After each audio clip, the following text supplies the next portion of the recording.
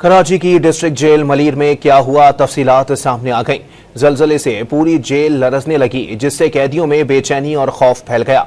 कैदियों की चीखों पुकार से पूरी जेल गूंज उठी। इमरान हफीज की रिपोर्ट। डिस्ट्रिक्ट जेल मलीर में कैदियों के फरार की तफसीलात सामने आ गईं। पीर की शब जलजले के झटकों से जेल की इमारत लरज उठी। झटकों की वजह से बैरिकों में सोए कैदी भी घबराकर उठ गए और बाहर निकलने के लिए शोर मचाना शुरू कर दिया।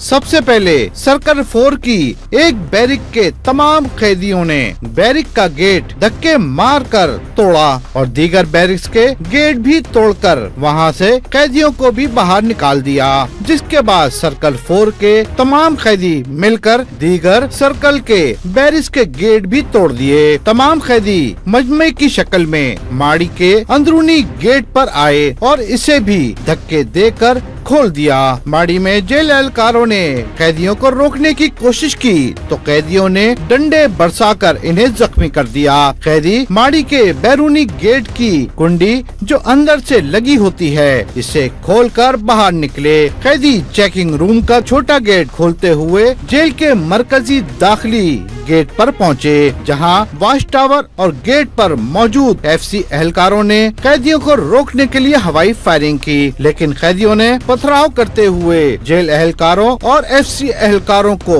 मारा पीटा और इसके बाद जेल के अतराफ गोटों की जानिब फरार हो गए। 2 दिन से जो जलजले की एक लहर आ रही थी तो एक कैदियों में एक बेचैनी आ गई, एक खौफ का माहौल हो गया, क्योंकि ये एक ऐसी नागानी आफत थी। तो उनको परेशानी ये हुई कि हम खुदा न खास्ता हम मर न जाए, ये जो है ये छत गिर न जाए। मलीर जेल से मजमुई तौर पर 216 कैदी फरार हुए, जिनमें से अब तक 80 से ज्यादा कैदियों को डिस्ट्रिक्ट पुलिस ने ताकुब और निशानदेही के बाद दोबारा गिरफ्तार कर लिया, जबकि 181 की तलाश जारी है। Imran Hafeez, Dawn News, Karachi.